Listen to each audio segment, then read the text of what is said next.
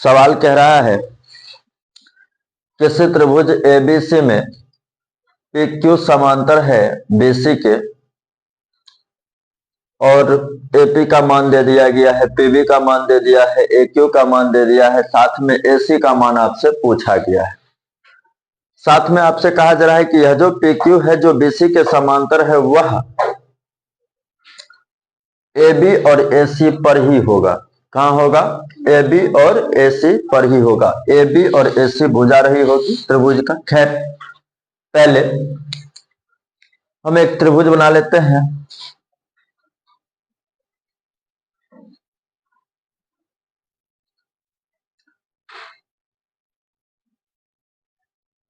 त्रिभुज बन चुका है और त्रिभुज का नाम है ए बी और सी।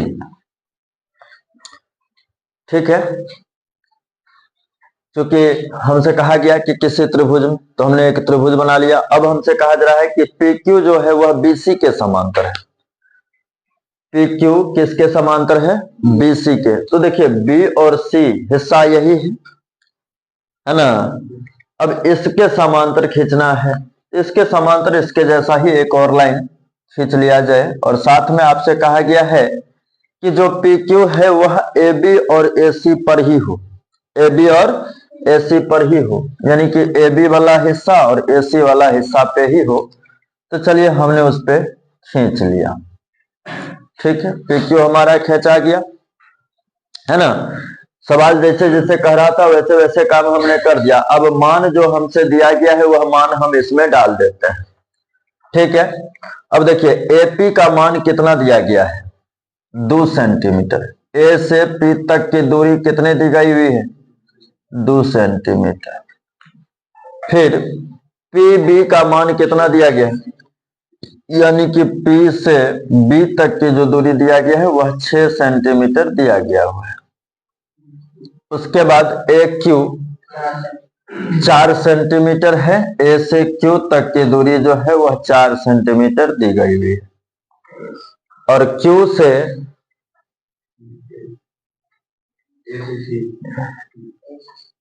यानी कि ए से सी पूरा का मान पूछा गया है ना, ये मान हमें दिया गया हुआ नहीं है। चलिए तो मान लेते हैं क्यू सी का मान, माना कि त्रिभुज ए बी सी में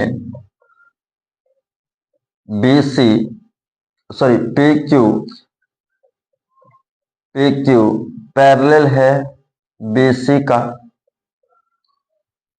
पी क्यू पैरेलल है किसका? बीसी का। तथा क्यू सी बराबर x सेंटीमीटर। हमने मान लिया कि क्यू सी का मान जो है वह x सेंटीमीटर है। अब प्रश्न से क्या हो जाएगा?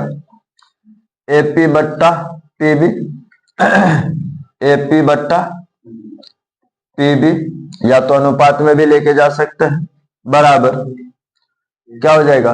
ए क्यू बट्टा क्यू सी। ठीक है, अब जिसका जो मान है डाल देना है। ध्यान दे, एपी का मान कितना है भाई? दिस इंप्लाइज एपी का मान 2 है, पीबी का मान 6 है, बराबर क्यूसी का मान कितना है? 4 है। ए क्यू का मान कितना है? 4 है। और क्यूसी का मान हमने x माना है तो x है। अब यहां से एक ही उपाय बचता है जो आपका बाय क्रॉस मल्टीप्लीकेशन है।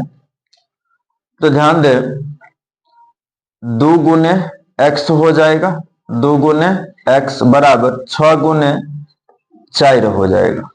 होगा ना भाई? अब 2x बराबर 6 चौका 24 होगा, तो इसीलिए x बराबर क्या हो जाएगा? 24 बट्टा 2, और काटिएगा तो कितना आ जाएगा? 12। ठीक है, अब यहां पे ध्यान दें कि हमसे पूछा क्या गया है सवाल में, है ना।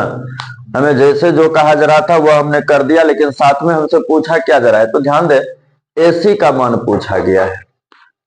किसका मान पूछा गया? AC का। देखिए ये पूरा AC है, तो AC कितने भाग में बटा हुआ है? 2 भागों में बटा हुआ है। कितने भागों में बटा हुआ है? 2 भागों में। पहला हिस्सा तो AQ और दूसरा हिस्सा QC है ना। तो चूंकि QC का मान आपने निकाल लिया है, तो कितना आया है? 12।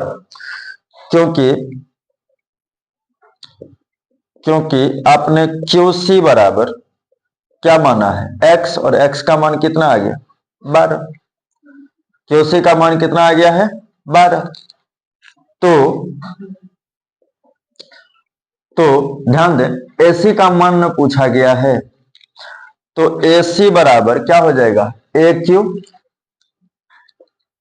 अब प्लस में QC। तो AC बराबर AQ का मान कितना? 4, और QC के मान कितने? 12। तो 12 4 16, यानी कि AC के मान पूछा गया था और आपने AC का मान निकाला। कितना आया? पूरा 16 सेंटीमीटर। चलिए नोट कीजिए।